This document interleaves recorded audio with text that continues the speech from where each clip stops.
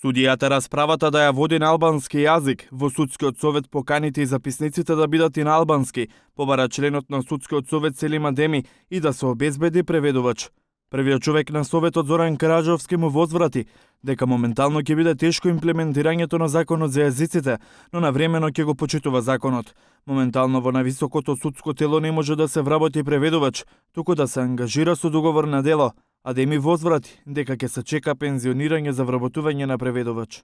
Работник во кујна и кафекуварка една. Значи две, и работник и кафекувар. Не знаем што ќе прават.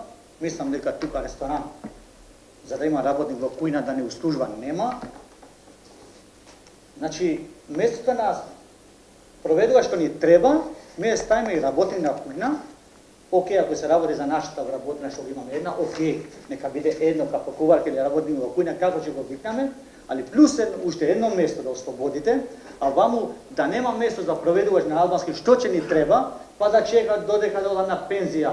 Токму имплементирањето на употребата на јазиците во судовите се коси со законите што ги регулираат судските постапки. Министерството за правда треба за една година да ги усогласи судските закони. Караджовски изразува скептичност за судско имплементирање на законот за јазиците.